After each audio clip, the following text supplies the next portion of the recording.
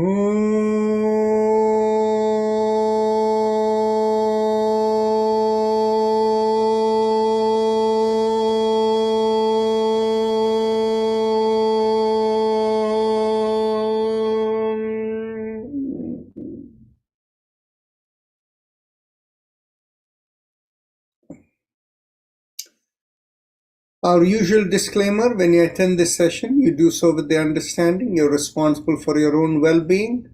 Life in Yoga and our volunteers like me and others don't take responsibility for the outcome of your participation here.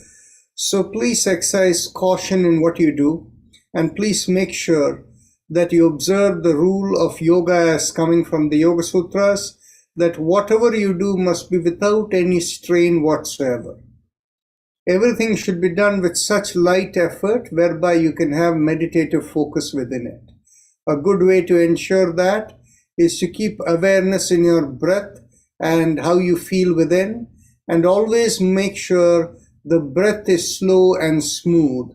And that way it is unlikely with your awareness within you will do anything that is fast or jerky or strenuous. Keeping that in mind, let's begin now with our chakra vibrations. So bring your awareness to the perineum.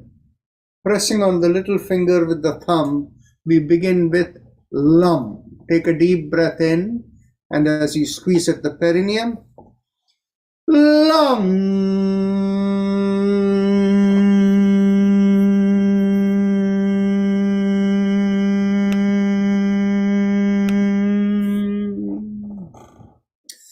Those who have just joined us, bring the group consciousness within you by thinking of everyone within, and we are going on to the Muladhara, the Lam. Take a deep breath in. Lam.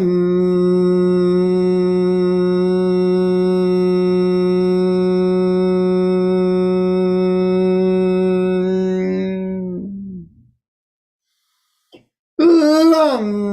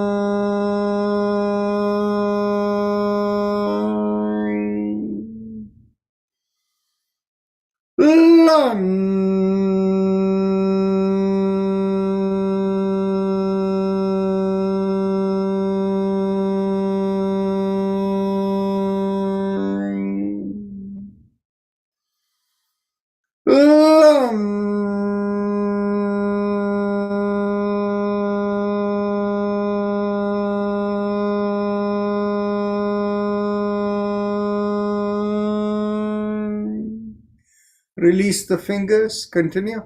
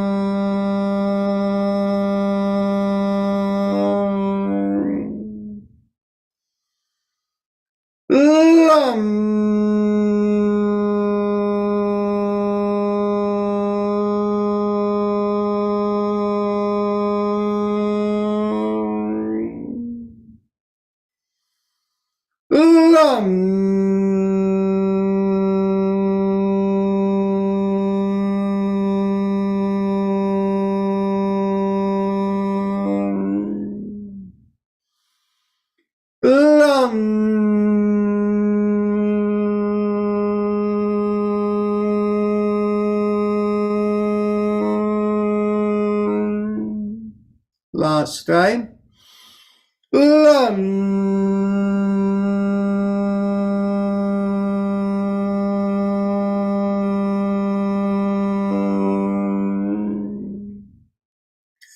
Bring the awareness an inch or so above the perineum, behind the pubic area in the middle of the body. Focusing there as you draw in from front to back, we do Vam, pressing on the ring finger with the thumb.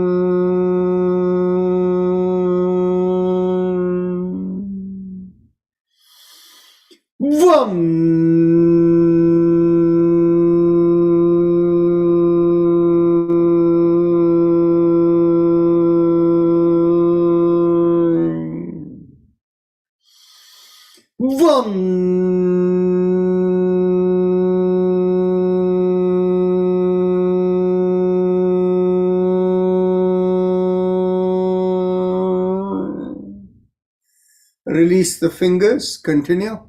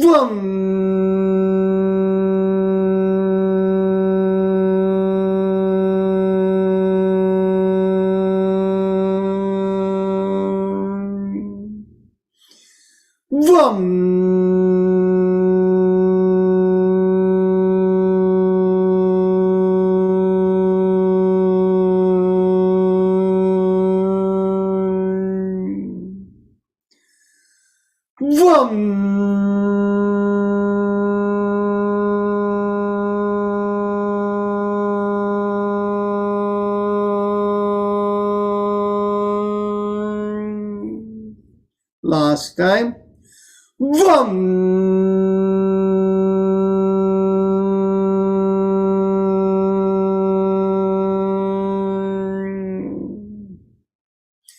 Bring the awareness behind the navel in the middle of the body.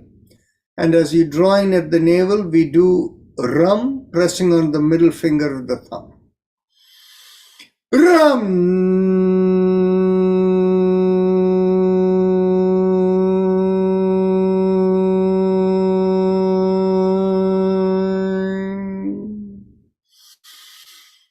Ram.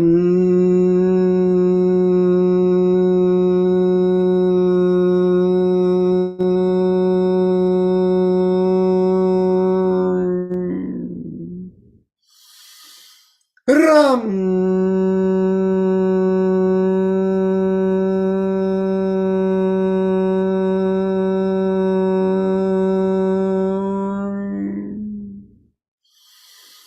Ram.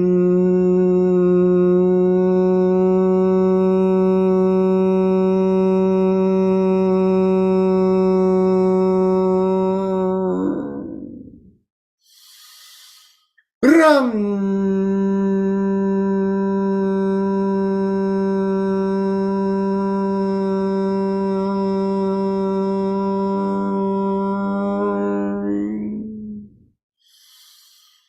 Ram.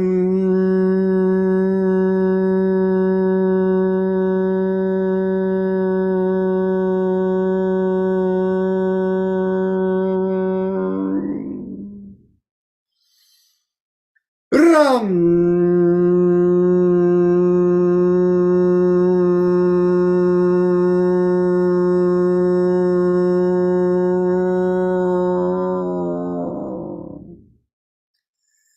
Release the fingers. Continue.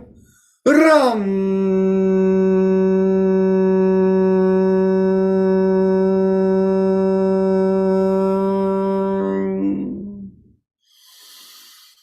Ram.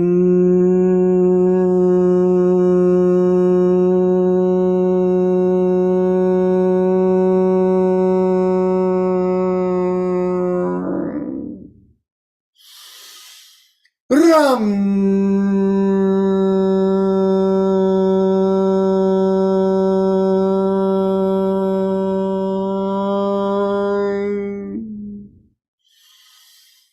Ram.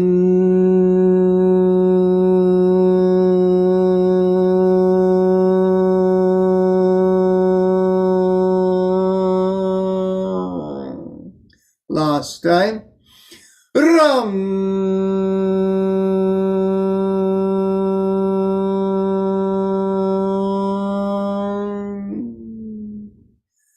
Now bring the awareness to the middle of the chest, in between the breasts. As we draw in there, we do yum, pressing on the index finger with the thumb. Yum.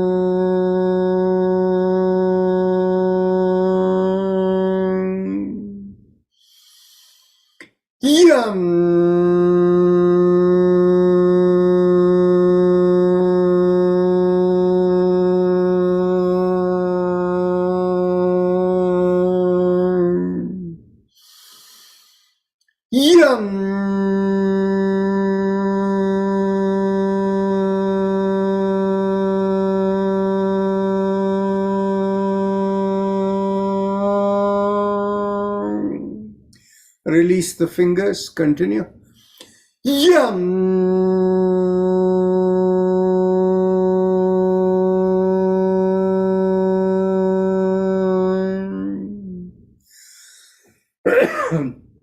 Bring the awareness to the throat, and here we do hum, thumbs up, loose fist.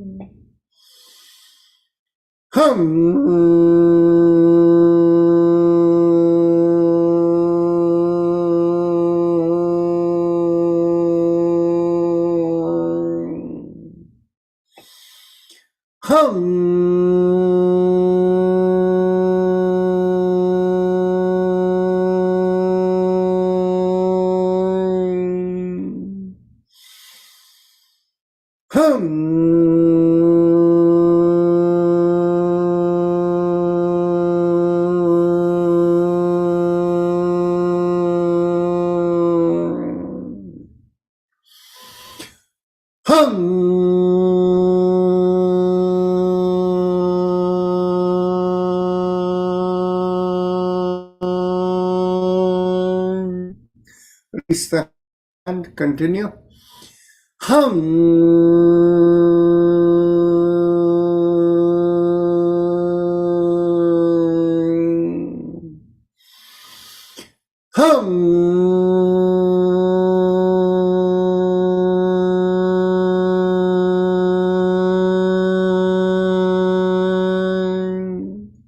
Last time.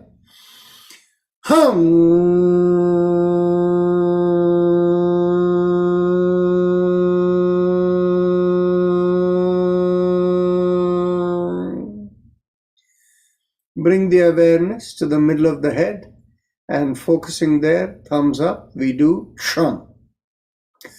Chum.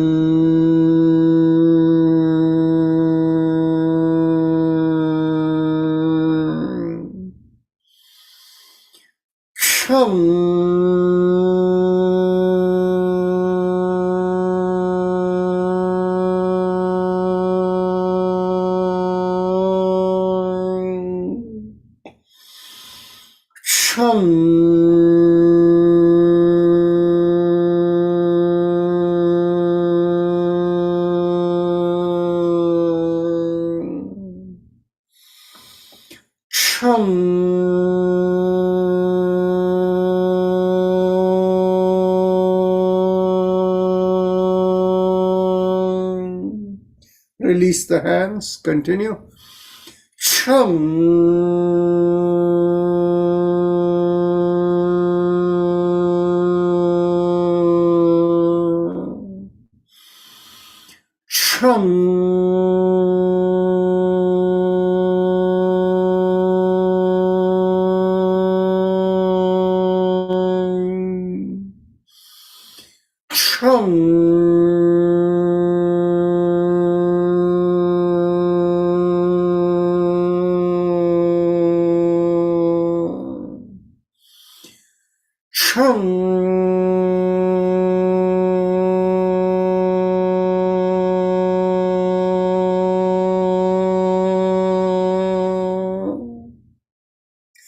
Now, bring the awareness to the top of the middle of the head and we do Om, thumbs up, loose fist.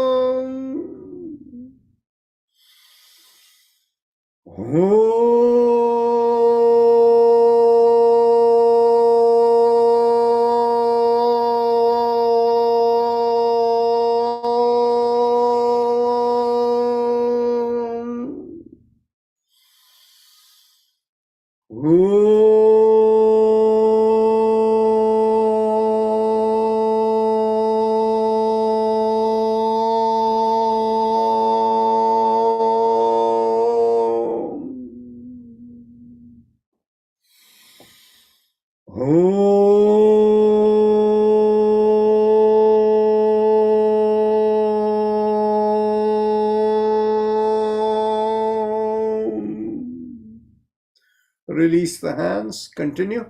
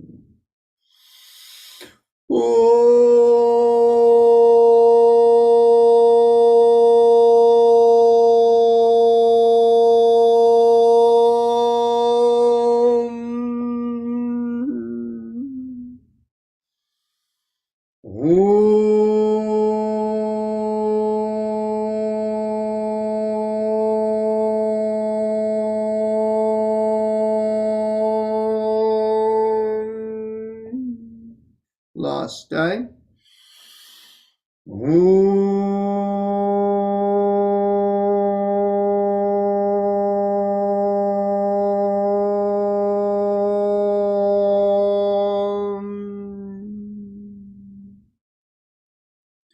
Observe the lightness within you and continue to keep your eyes closed. And those of you who know the Ujjayi Pranayama, please begin.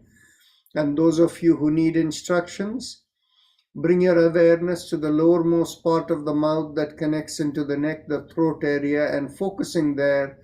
As you inhale and exhale, feel a mild sucking sensation. An easy way to do it in a mild without strain is try to stretch it over there by making a big smile with the cheeks coming out. And if the stretch is there, automatically you'll find a sucking sensation when you inhale and a reverse sensation when you exhale. So please continue.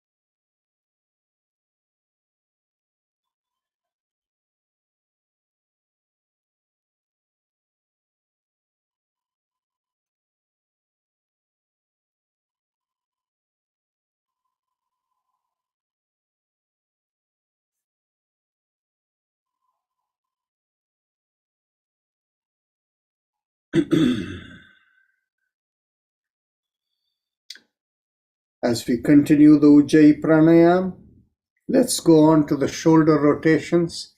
Inhale, lift up the shoulders. Exhale, rotate it back and slowly bring it down. And continue.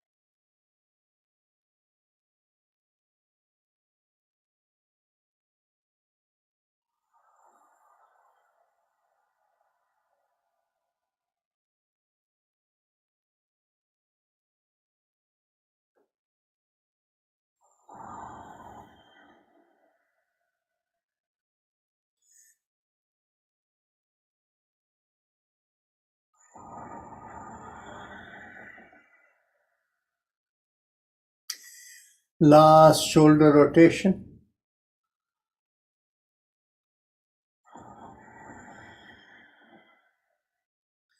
Bring your hands together at the chest in a namaskar position. And as you inhale, look up and stretch up. And as you exhale, bring the hands by the side and slowly bring it down. Continue the Ujjayi.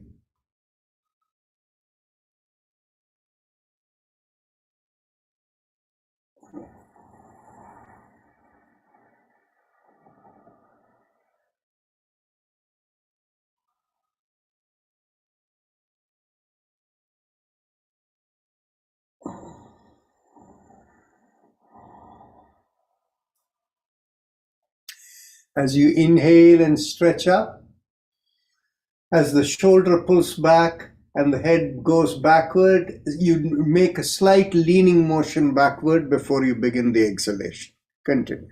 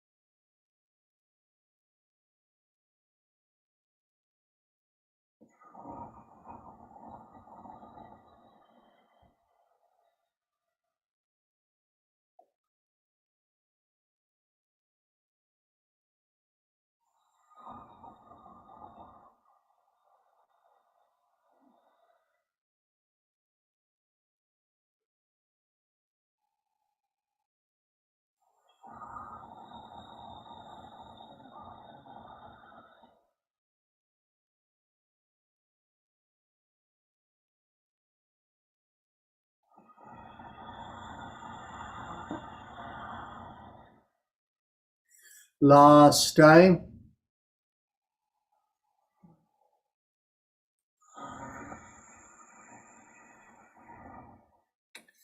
As you complete the Ujjayi in exhalation, make a fist and bend at the wrist and bring it into the chest, chin down, and we continue the Ujjayi. Inhale, open out the palms, stretch out, and look up.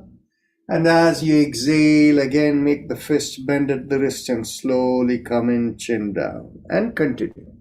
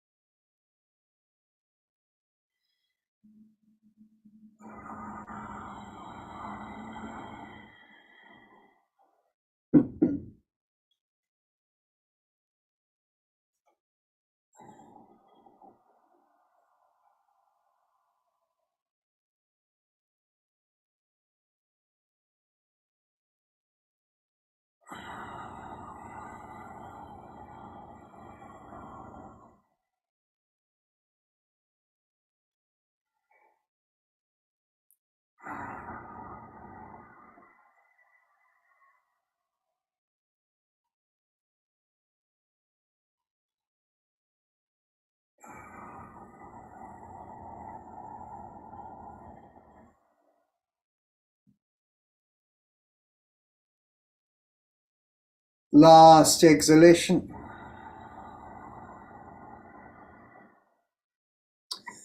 Elbows in line with the shoulders. Inhale, go around the wrist, open out the palms, and exhale, make the fist and bring it in again, and continue.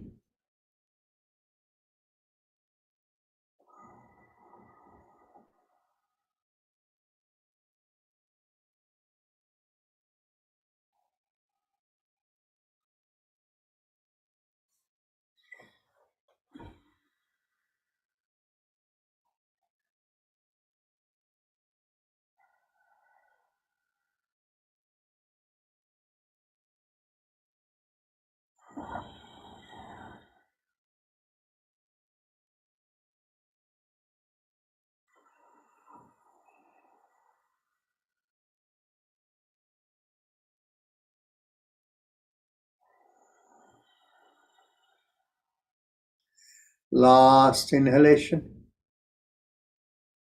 and last exhalation. Let's go reverse.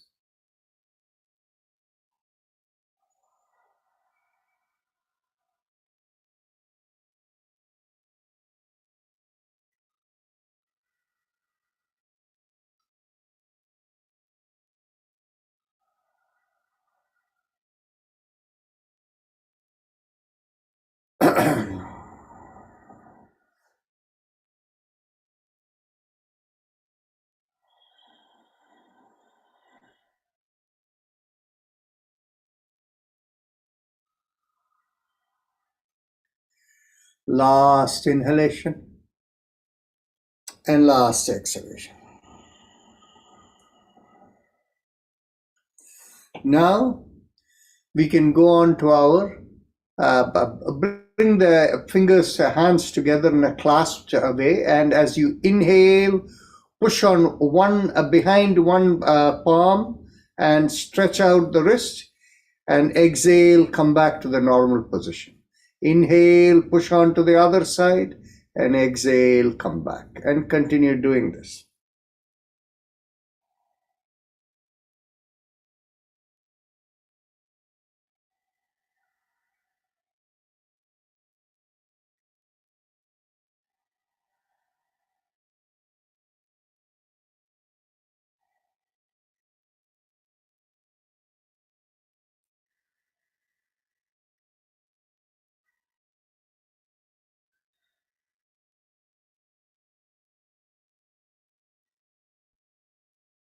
Last inhalation and last exhalation. Now, interlock the fingers and bring it behind the head and stretch out your elbows as you inhale, and as you exhale, twist to one side and inhale, come back. Exhale, twist the other way, inhale, come back, and continue.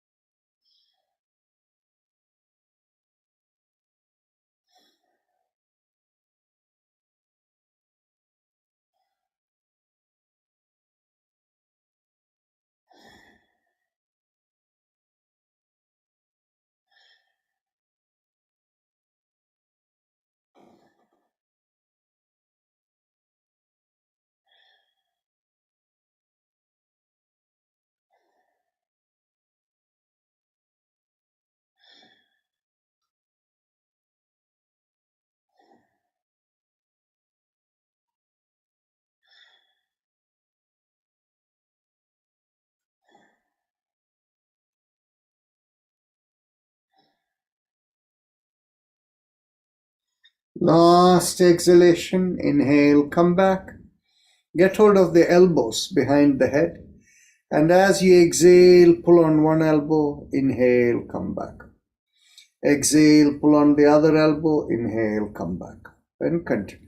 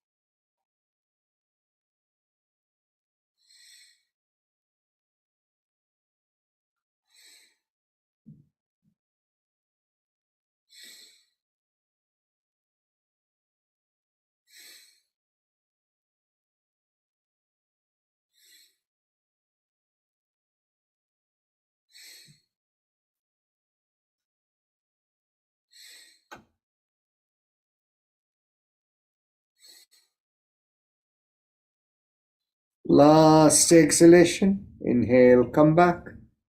Now we go on to the neck exercises. As you exhale, gently tilt your head, bringing one ear towards one shoulder. Inhale, come back. Exhale, tilt towards the other shoulder. Inhale, come back. And continue.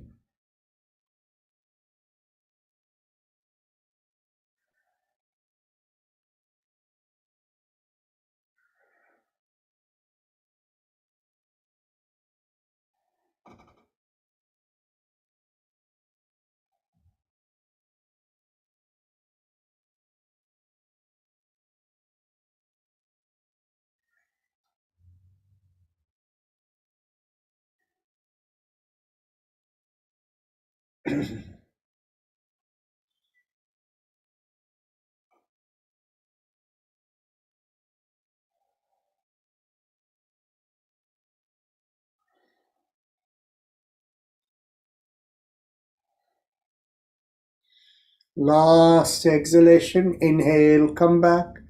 And as you exhale, turn the head, rotating the head over one shoulder, and inhale, come back. Exhale, look over the other shoulder, rotating the head. Inhale, come back, and continue.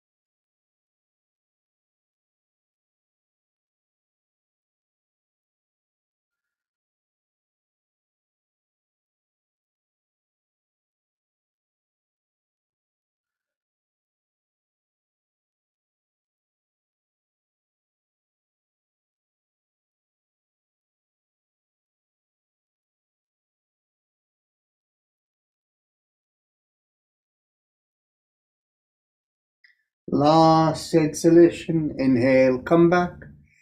Now we will go 360 degrees around the neck. As you exhale, drop the chin to the chest. Inhale, half a circle. And exhale, complete the circle. And continue.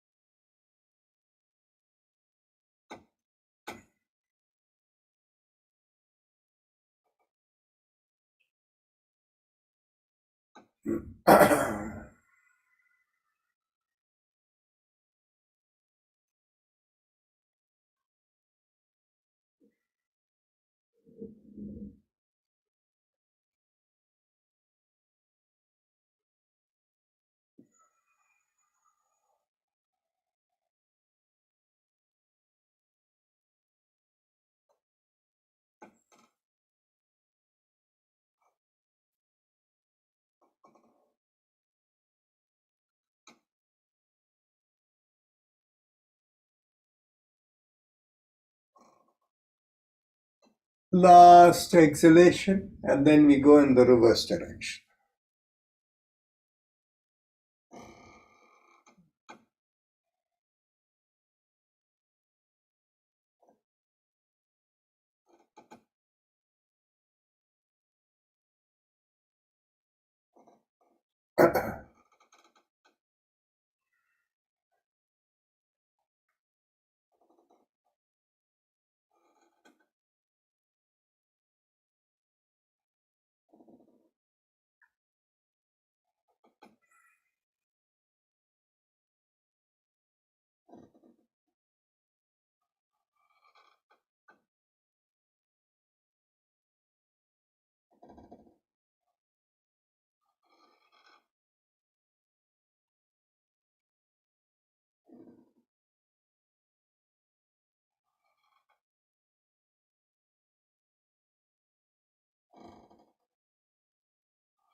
Last exhalation.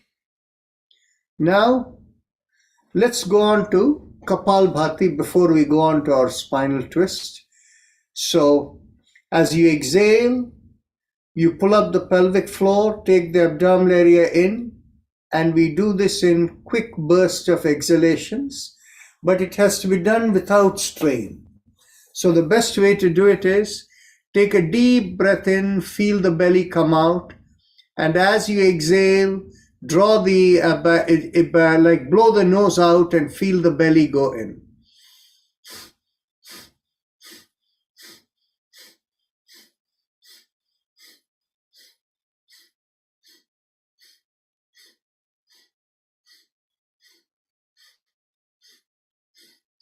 It is important that there shouldn't be too much shaking in the body and the shoulders should not move.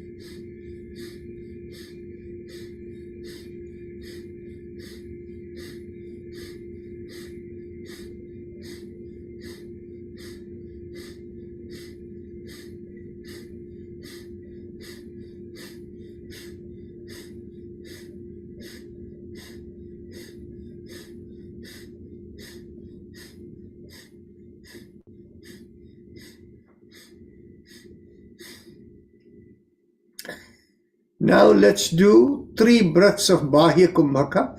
Take a deep breath in. And as you exhale, pull up the pelvic floor, abdominal area in. Continue to exhale, empty the chest, chin down, and hold out the breath.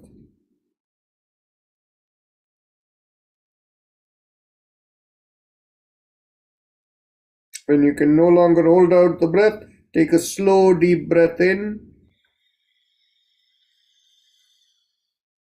And as you exhale, again pull up the pelvic floor, abdominal area in, and continue the full exhalation and repeating the process.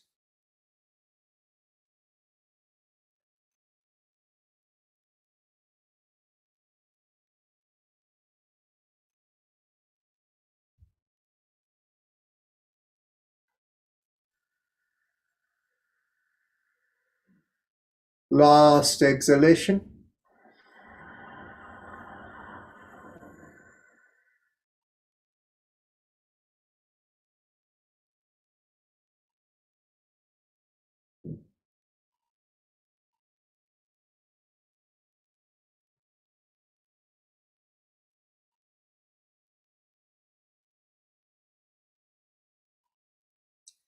As you take a deep breath in, coming out of this, we do one Bhramari.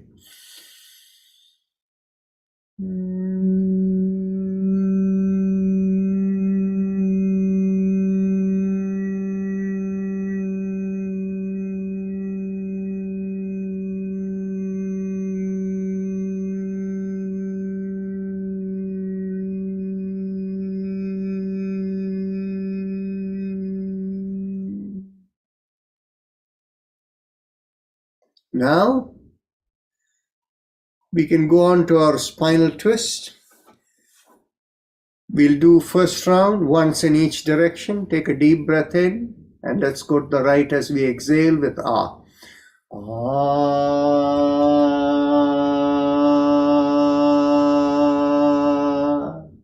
To the left. Ah.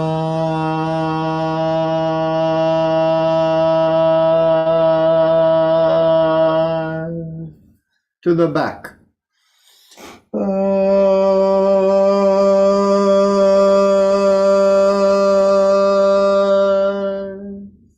Chin to the chest.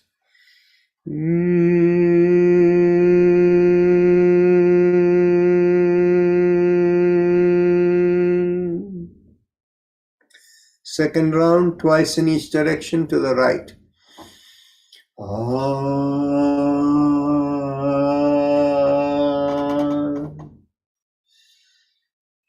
Second time.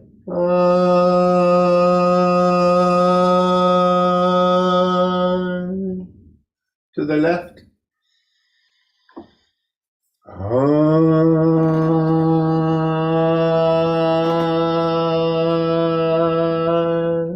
Second time.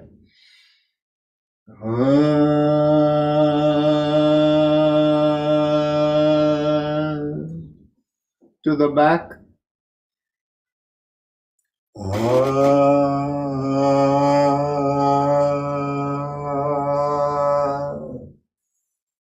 Chin to the chest.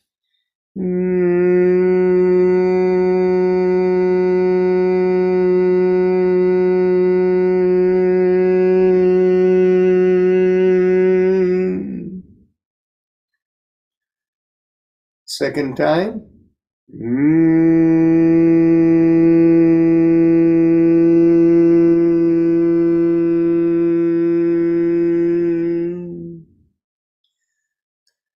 Third round, 3 times each direction to the right.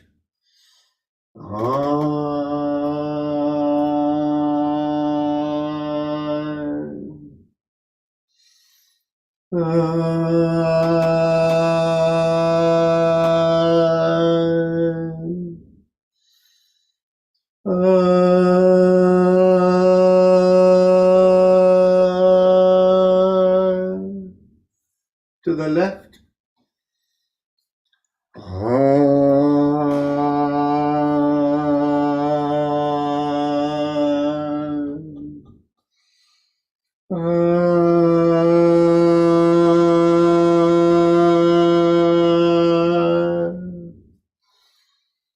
To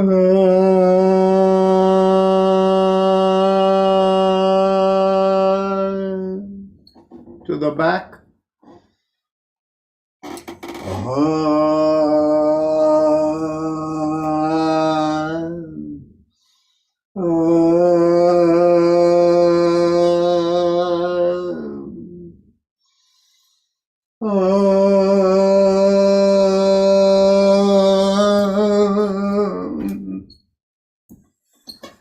Chin to the chest.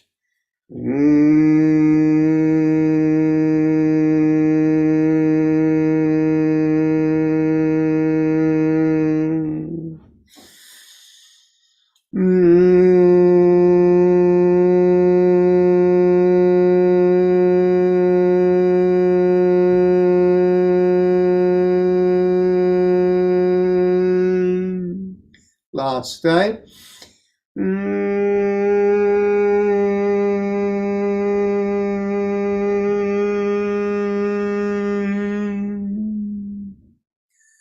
Now we cross one leg over the opposite thigh, and as we do lum and squeeze at the perineum, we pull the knee towards the opposite shoulder as we turn the head the other way. Take a deep breath in. Lum.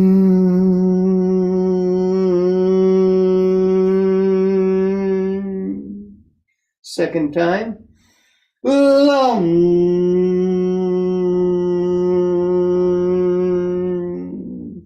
Third. Lum. Last time. Lum.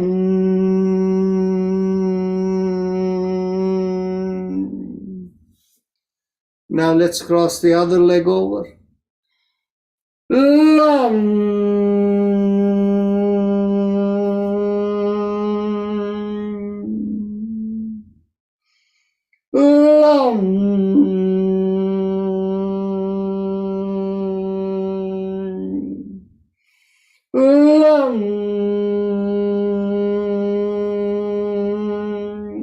Last time.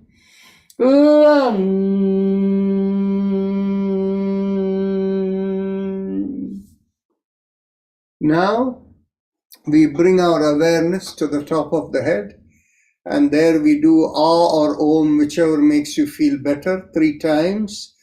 Observe within yourself how the stretch has made some changes, and as you vibrate, observe how lightness comes in. Take a deep breath in.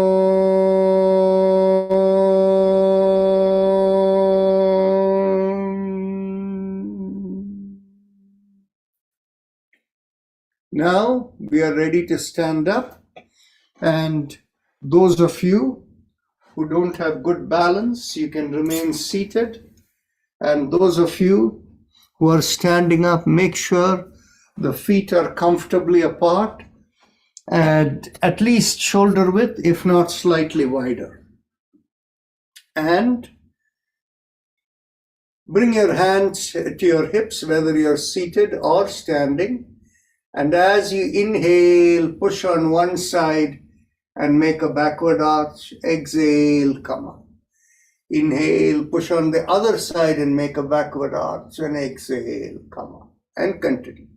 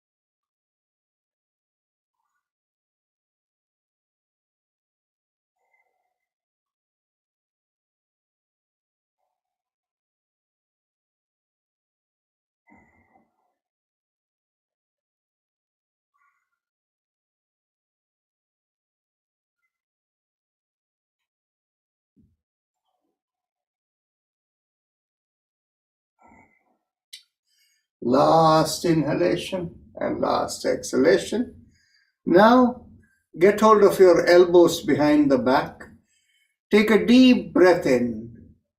Pull back the shoulders, lift up the chin, and go as far back as you can.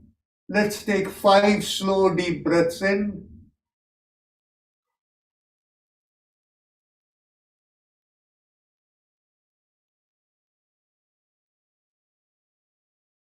Take another deep breath in. And as you exhale, slowly come up. Keeping the chin up and shoulder pulled back, lean forward. With each exhalation, observe the stretch you feel in the hips all the way down to the feet. And as you come down, make sure the chin is always up.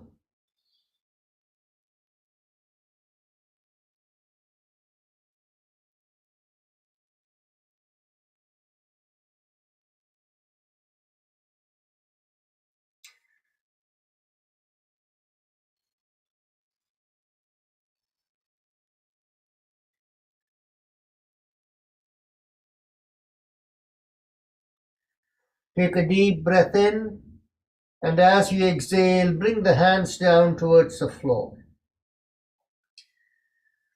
Now, take another deep breath in, and as you exhale, grab your ankles and pull down as much as you can, trying to bring your head towards the knee.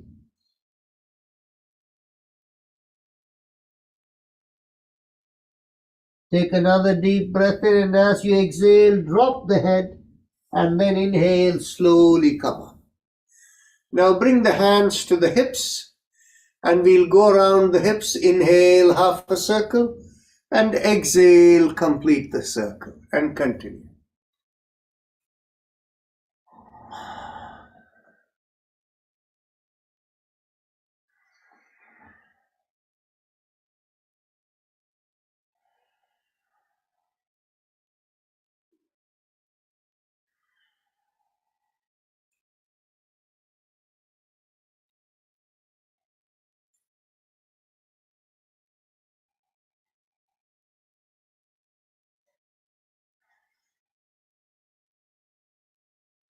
Last exhalation, and now let's go the reverse direction.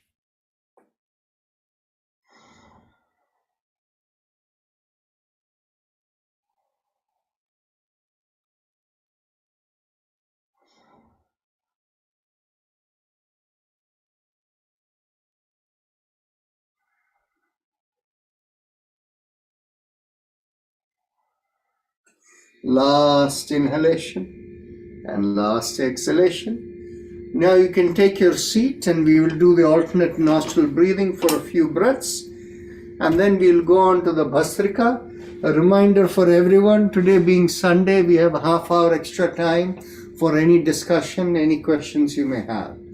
So let's get ready. Begin inhalation from the left nostril. Exhale through the right, and then inhale through the right, exhale through the left. Continue.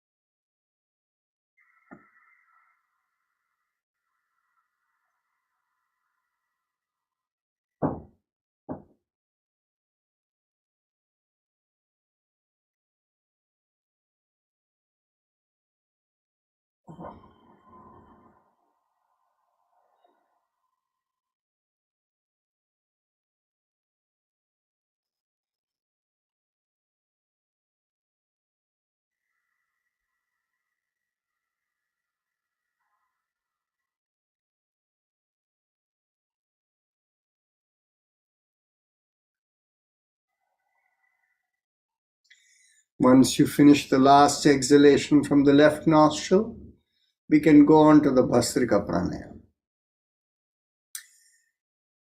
Let's get ready. Deep inhalation. Exit. Inhale. Exit. 2. Exit. 3. Exit. 4. Exit. 5. Exit. 6. Exit. 7. Exit. 8. Exit. 9. Exit. 10. Exit. 11. Exit. 12. Exit. 30. Exit. 40. Exit. 50. Exit. 60. Exit. 70. Exit.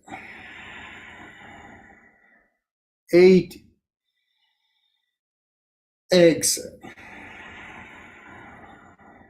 90. Exit. And 20. Exit.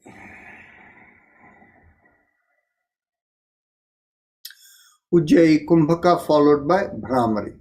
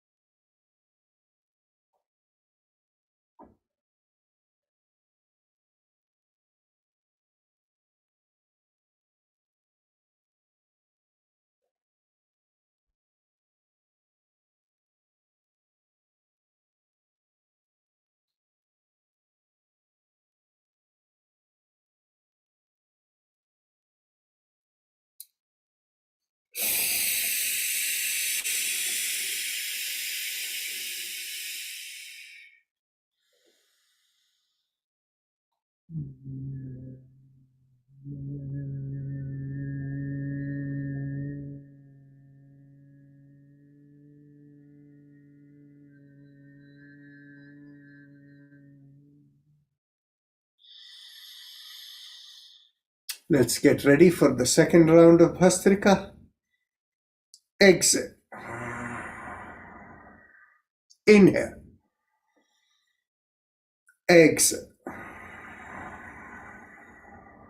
2. Exit. 3. Exit. 4. Exit. 5. Exit. 6. Exit. 7. Exit. 8. Exit. 9. Exit. 10. Exit. 11. Exit. 12. Exit. 30. Exit. 4th, exit. 5th, exit. 6th, exit. 7th, exit. 8th, exit. 9th, exit. 20, exit.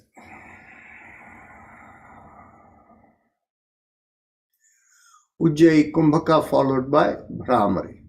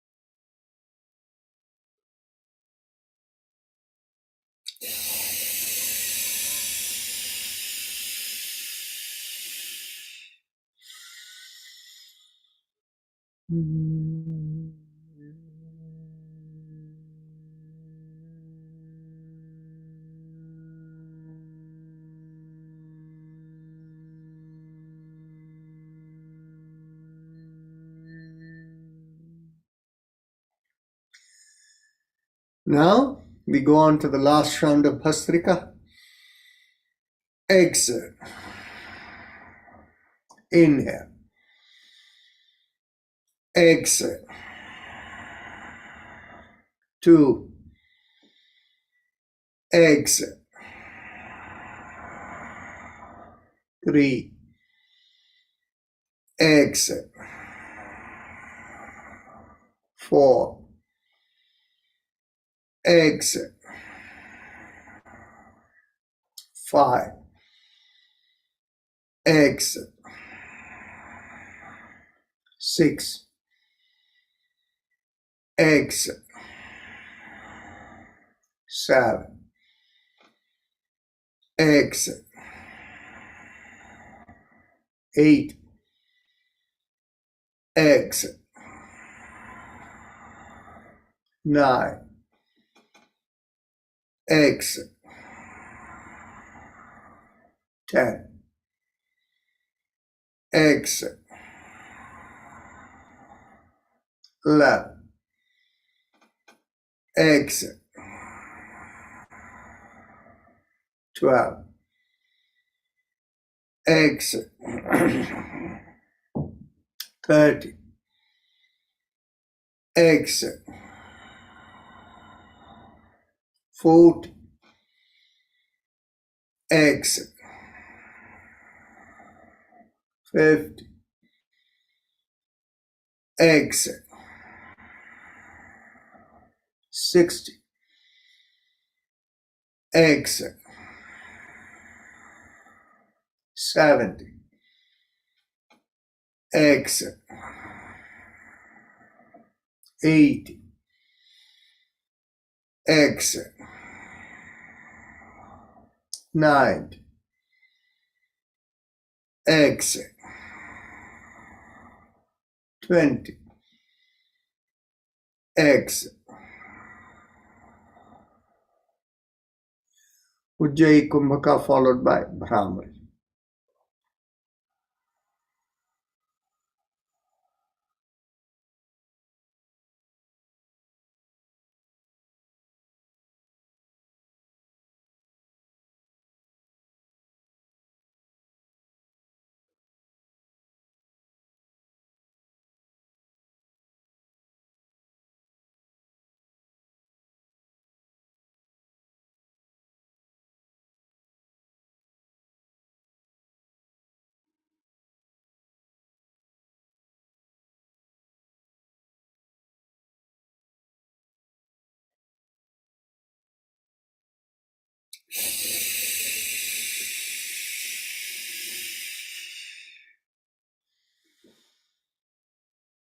Now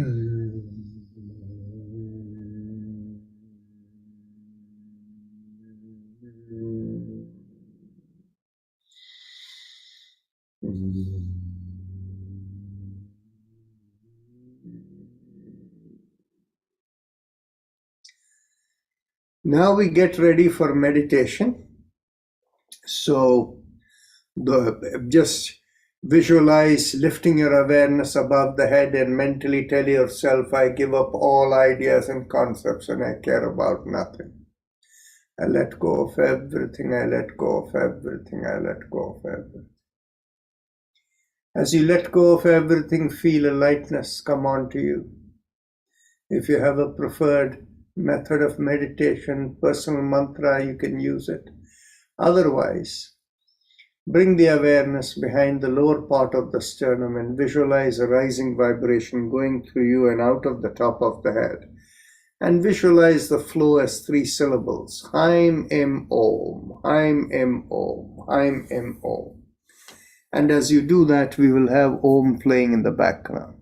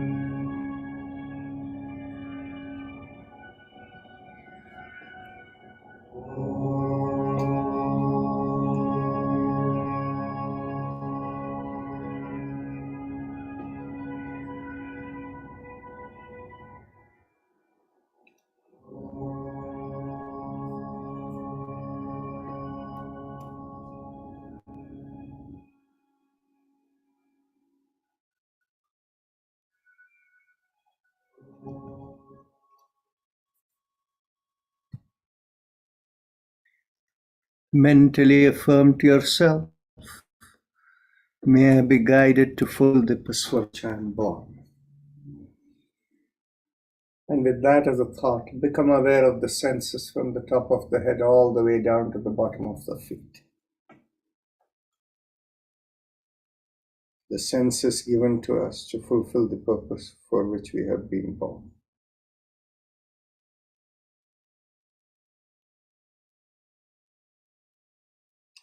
And whenever you're ready to open your eyes, look straight into the palm of your hand.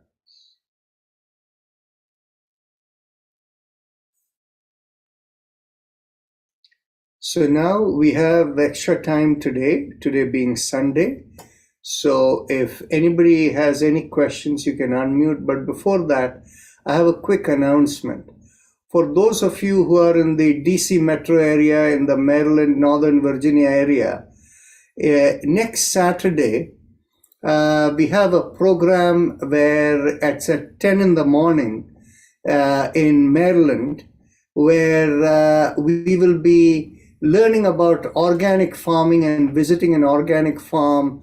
And if you want to volunteer in any way with organic farming, or you want to buy organic produce, so all of that opportunity will be there. On yesterday morning, I met with somebody who has been doing organic farming here for many years.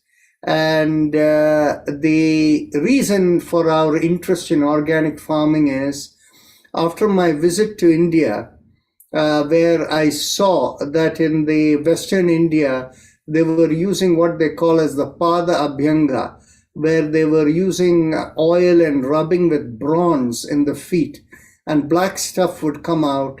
And so we started testing what it was doing to the physical senses, organs, and all of that.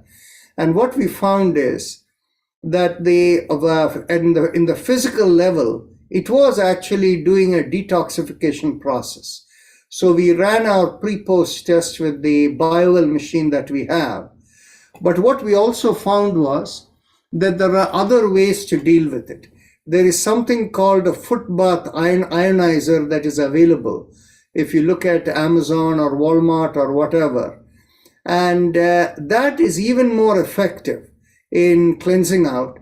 And if you put your feet in water and you turn it on, but the water will turn black in 20 minutes or so.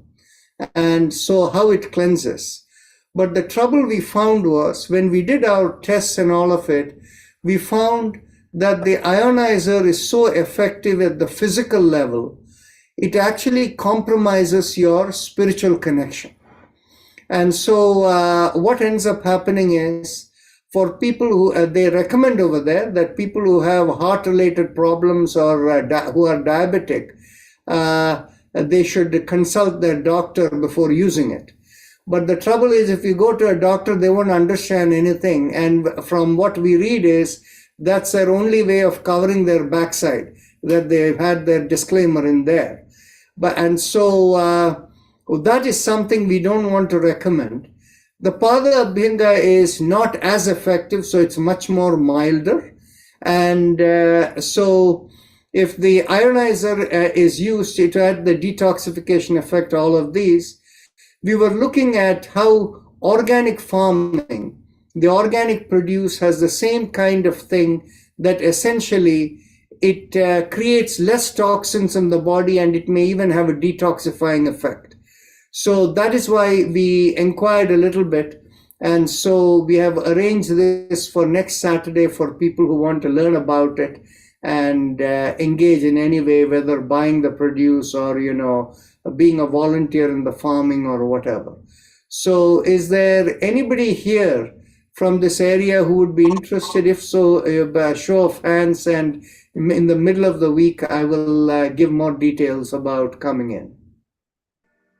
Okay, so nobody is interested. So that, okay. Satyapal Kheraji is interested, Dalpatji is interested. Okay.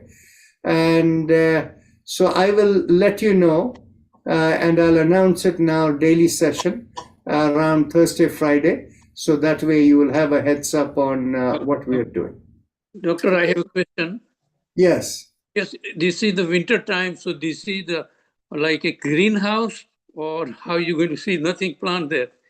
Actually, it's a very interesting question. I had the same question, and I was in for a surprise. What has happened is, in preparation for the organic farming, once it warms up a little bit, they have already started creating in the in indoors with indoor lighting. They have started germinating the seeds and small plants already.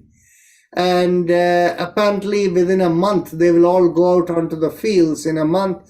And there is a different cycle for different crops. But there is one unusual element, what they call as winter carrots. and the winter carrots are available and they are ready for harvesting. And apparently there is one particular farm in the Baltimore area, closer towards Baltimore, where they have these winter carrots ready for harvesting. And they don't have enough manpower to harvest it. And so if people come in next Saturday, what they apparently do is they will take these machines that plow the land, and so they will plow the land, and immediately after plowing the land, volunteers would go and all the carrot will be loose sitting over there, pluck it off the ground, and then put it into some basket or whatever. So there is something called winter carrot that was very interesting, and I wasn't even aware of it. Winter produce. Okay, so I am learning a lot of things, as well as you would learn if you were exposed to it and learn more about it. Okay, thank you. You're welcome. So Ashokji, you have a question. You have your hand raised. Yeah, may I know where the location of the farm is? Actually, I'll give you a little bit of more of a background. Some of you may know Professor Ashok Agrawala, who is based in Ashton. And for those of you who know the local area here, the crossing of New Hampshire Avenue and 108 Sandy Spring Road is where Ashton is. And that is where he lives. And he lives in a place where his house is on a 6-acre piece of land.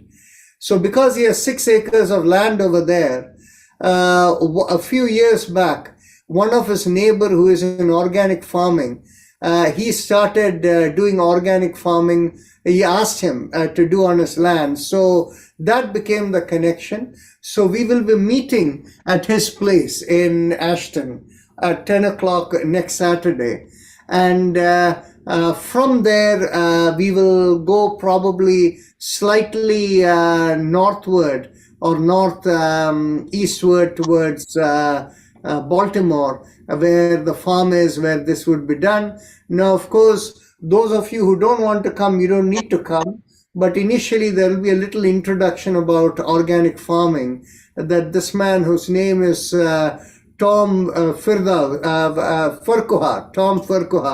So he will explain all about organic farming and how it is done and things like that. So that is where the location would be, Ashton. Is it the same Dr. Agarwal who used to teach at University of Maryland? And still continues to teach over there, and he is 80 plus years old now. Okay. He used to live in our neighborhood earlier. Yes.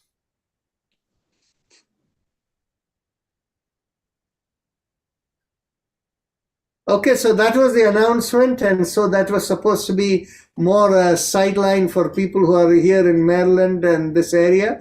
But for others, and by the way, there is a concept of local produce and how it impacts you. So all of this we learn later, but let's come back to our yoga related session over here.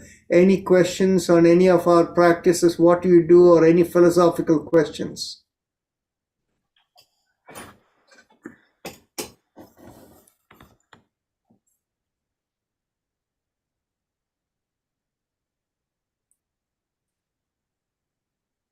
Well, Dr. Yes. Yeah, this is Jaya.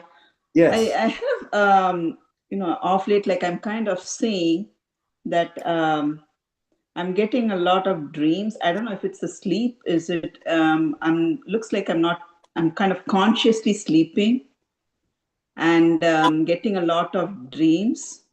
Mm-hmm. Almost every day. So, is there a reason behind it, or is it a lack of sleep, or?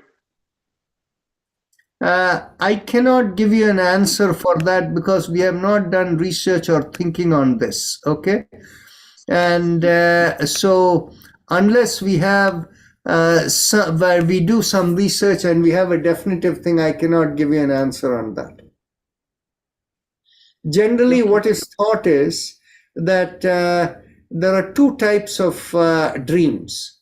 The kind of dreams where it comes where you even forget what you dreamt later on. Those are simply considered as reorganizing all the memory elements within yourself, and that's why you don't even remember the dream, you forget. There is the second category, which is the what you never forget. You remember the dream very clearly, kind of thing, and those are considered possibly indicating of some intuitive element, or like something from a previous lifetime, or some karma element or something. So that is how that is thought of. But I really don't have a clear answer for you. Okay, thank you. How is normally such kind of light dreams come early hour in the morning? Is that what it is? Yeah, I think it's early in the morning, like after 3 or 4, because when I look at the time, it's like in the mornings. I see. So that may well be the case, that it may just be reorganizing whatever is in the subconscious memory or whatever. Okay. Okay. Thanks, Dr. Raj. You're welcome.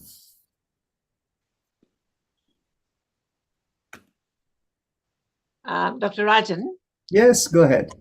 I would just like to know why you lay so much of stress on Ujjayi and Bhastrika Pranayam. Okay. See, basically, I consider this session as what I call as a toning and balancing session in our this thing. It is not a targeted therapeutic session, right? It is meant for balancing your communications within the body. In yoga, we talk about the 5 types of communication that is constantly happening within you: the prana, apana, vyana, udana, and samana, right? So the samana is the balancer, the udana is the cosmic connectivity, prana is the one that regulates your vitality, and the apana and vyana are the ones that control the fluid and the muscle tissue elements of the body. So our goal here is to tone them, in the sense to balance them and optimize their activity. So in other words, it is not going to cure. It may, on a long-term basis, it may reverse underlying condition, but immediately it is not designed to go and target some underlying condition, but to balance and tone the system. So in this one, the 3 most important elements, actually I will put it, there are 4 important elements in how we do. The chakra vibration is the connection, removing conflicts between the subtle and causal body. So it's a higher element. Then comes the 2 pranayama element. The 2 pranayama element are to optimize vitality. Ujjayi essentially ends up. Battery किसका ये तार छोड़ के चले गए, लगाया नहीं, मतलब अपने आप चल गए. Okay, so the Ujjayi is meant to stimulate the afferent nerves. In other words, the brain is able to sense how different parts of the body's needs are in a better way. So that is what Ujjayi does. From a spiritual sense, the Ujjayi also supposed to connect into your whatever your spiritual purpose for which you are born to do. So it is supposed to connect with your spiritual element along with the nerve activity. And why is the nerve element connection important? Because the nerve is the one that is for the body. It is the signal that gives how energy should be produced and utilized in the body. So the central nervous system along with the peripheral nervous system is where the regulation of our physical energy happens, right? So when we do Bhastrika Pranayama, it is largely focused on the central nervous system. The Ujjayi Pranayama is largely focused on stimulating the afferent nerves in the body, and together they are helping to modulate your vitality, to optimize it. So that is the purpose of it. And of course, For those to be effective, we also need the spinal alignment, and that is why we do all the spinal related exercises. I gave you a longer answer because I had to give you a context for both the Ujjayi and the Bhasrika. Thank you so much. You're welcome.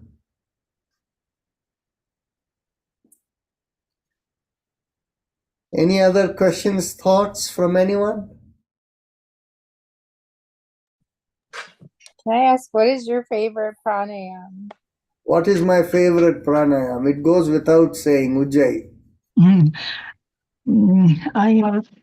Dr. Rajan, can you explain a little bit about Ujjayi pranayam, and between ordinary, like we breathe, I don't feel any big difference except focusing. See, what happens is each person is a little different. Now, I love Ujjayi because it is highly anti-inflammatory. Okay? And what happens is, given normal lives that most people lead, inflammation occurs in the system because of, there are so many ways in which inflammation happens. I'll give you examples so that you can understand. If you eat a food that is not suited for you, and but in the tongue you get some itching or this thing, or in your breathing channel you feel some heaviness in breathing, there is inflammation happening that is very palpable. But what happens is that inflammation can happen also in your stomach, intestine, the colon, and everywhere if you eat something that's not suited for you. Okay? And similarly, in your mind, if there are worries happening, it can manifest in the form of inflammation in different places in your body. Now, there is this one type of diabetes which is called insulin resistance. And popularly, what happens, how it is described actually in the scientific side is that the red blood cells in the blood, that is what holds the glucose, the sugar that comes in, the receptors that are sitting on the top of it, because the blood cell gets inflamed, it loses its shape, and the receptors are unable to recognize the insulin that is already there in the blood. So it is unable to convert the glucose into glycogen and put them away in the liver and other tissues, right? So what happens is inflammation can be of various kinds. Your stress, your thoughts in your mind can do that. For somebody who is prone towards respiratory condition, because of the mental stress, they can get asthma. And for somebody else, it can result in inflammation in the bowels, and it can create what these days they call it as, what is that bowel related disease? The autoimmune condition. Very common. Irritable bowel syndrome? The irritable bowel syndrome is one, and the other one where people talk about these days all the time. Well,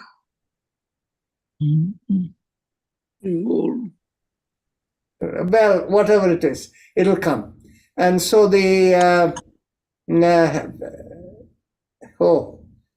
anyway. So, but all these are kind of inflammatory reactions that are happening in the body, right? So, the Ujjayi pranayama is a great anti-inflammatory.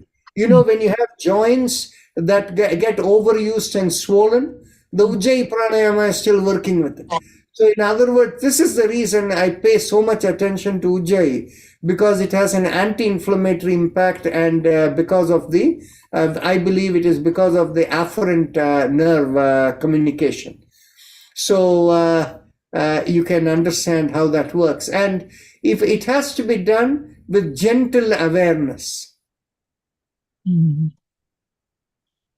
So if somebody does about 15-20 minutes every day, will it help for the general body?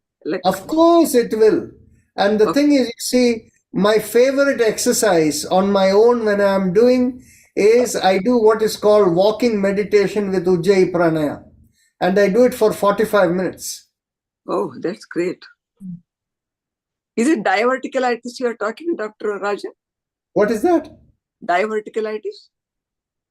No, not diverticulitis. I'm talking about the other No, one. what other one you are? I am also Is trying to it remember. gout? No, Gout or lupus I'm talking nephritis? of bowel-related this thing. It could gout too may be impacted. I don't know, but gout is more related to uric acid and the salt crystals that form in joints, right?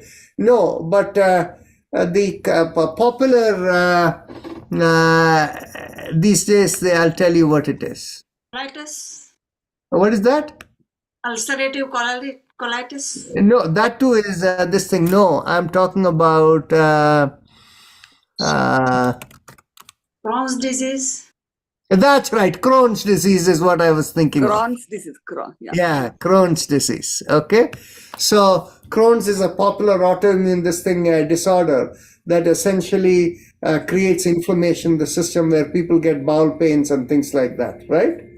So for all of these, Ujjayi, if you keep doing it, it can give relief, and so that's why I pay so much attention. Hey, doctor. Yes, Dalpatji. Doctor, is there any relationship between the organic food and yoga? Yes. Because The in thing is, you time we see- don't have a fertilizer, in some time we don't have a fertilizer. Connectivity is better if you No, don't. Let me explain. Let me explain how it works. What happens is, anytime you have foods that is genetically modified or some things which has chemicals in them which are not natural part of the soil and system, okay? Then what happens is, the body, when it is consuming, it is finding something new to which it needs to adapt. The inability to adapt creates inflammation in the system. So when there is inflammation in the system, physically it is bad for the body. And we say from a general perspective that your nadis get blocked. If the nadis get blocked, it's also spiritually not good for you. Right? So that is how the relationship that it works. I see over here a question. Dalpatji, is that answered? Yes, yes. I was just thinking the relationship between the, organic food and yoga exercises you explained there, Yeah, it is anti-inflammatory. That's why it is better. Okay. Okay, got it. So there's a question here that please elaborate on let it go philosophy. When you have a business to run and your experiences are not met from an employee, so how would you handle it? Well, the thing is, you see, when we have a business or anything to run, it is the same context and an employee is not performing. It is the same context as in a home, you're working with other members of the household and somebody does not do their job. They clutter up the living room or they don't take care of the dishes on time and whatever. So the laundry is lying all over. So all of this, if it is going to irritate you and the job doesn't get done, it is the same thing as an employee not getting done. In other words, what happens is, if the employee doesn't do it, you'll have to do your job or somebody else has to do it. As in the home, if the person doesn't do it, you have to, or somebody else has to take care of it over there. And finally, of course, if it becomes unbearable, you tell whoever is you are living with to leave the home and go and find elsewhere to live. Just like that, you would tell your employee, please quit, get lost, or find another job. So that is the only way to deal with it. But the key part is you can't get the stress coming into you. And what you need to do is when you come with an expectation, this is what needs to be done, you're always in for a disappointment. So when you have no expectation and when things come over there, you figure out, okay, this is the way the employee is going to be. So let me work around it. Okay. And whatever. So that is the way. And by the way, 90% of the businesses work in that fashion. When it's a small business, it bites you more. In large businesses, what they do is for different organizational functionalities, they build so many ways of so many people involved over there with so many people backing up each other. So when one person is falls below par, others take care of it, and this is the way it functions, and you cannot lose sleep over it. But of course, in a small business and your finances are affected, you're obviously concerned about it. But then you have to, this is the only way to deal with it, that you can't let it stress come on to you. Find other ways of backing yourself up. Kids don't do the work at home. What will you do? More Ujjayi Pranayam? What doesn't, what is that? I said, if the kids don't listen, if they don't do the laundries and all, that time what do you do? We have to do more Ujjayi Pranayam ourselves. See, the key part is you need to be in the let it go mode, and you need to work with whatever happens. Well, you see, my mother is not attending today. So what happens is, normally when my mother is over here, you see my couch over here? This place is the place where she will keep all her stuff over here. And the stable over here will be cluttered with everything she wants. And that's the way she likes to have it.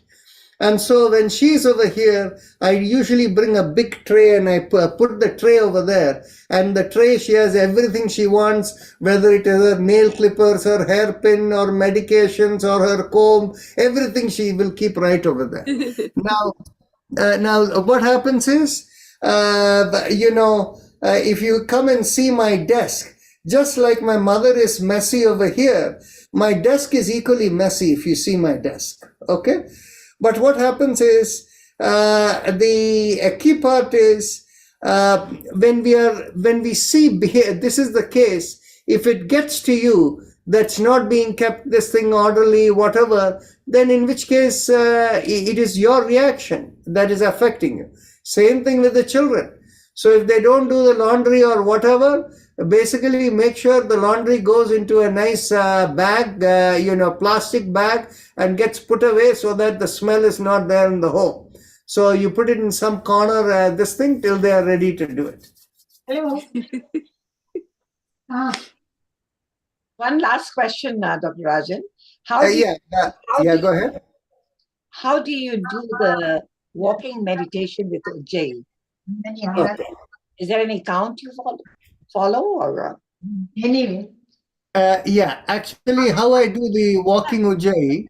Yoga करती हूँ तो वो चल रहा मेरा, तो इसीलिए ध्यान, हाँ शाम को टाइम तो शाम है, इस समय करीब 6:30. Okay, so the way in which I do walking, before I do that, I just want to say one more closing thought in the last question. You see, it is generally said, a good manager is a person who gets the best out of their employees, realizing their limitations, and wherever the employees fall short, the manager works with other ways to compensate for them. Now, on the other hand, if you go and keep telling your employee you're not doing this and all of that, all you will be doing is you'll be building the frustration level for the employee along with your frustration level. And as a result of it, they are likely to quit. And in this particular economy right now, if an employee is quit, getting somebody else to do the job is very difficult. So in a large corporate environment, what they do is, they actually train you as a manager. If an employee only performs so much, let them perform so much. They will not get more salary. They will not get big increments, but then you work with whoever they are and move along with life. So that is the way in which we need to deal with family members and everyone who are there. Accept them as who they are and whatever this thing. Don't let everything get to you. Okay, coming back into this, how do I do walking meditation? With 2 or 3 steps, I'm inhaling in Ujjayi, and with 3 or 4 or 5 steps, I'm exhaling with Ujjayi, right? And so I keep the awareness in the breath, and I'm just observing within, and I'm walking in a place that is not, there is not too much traffic, and so there isn't any, disturbance or anything where I have to mentally focus elsewhere, right? Keeping the awareness with me. That's how I do it. Thank you very much. You're welcome. Somebody else, any questions anywhere? Okay. So looks like all the questions are over and it is 7:30. So we will Thank see you you all very much. tomorrow. Namaste. Namaste. Thank you so much. Thank you very much.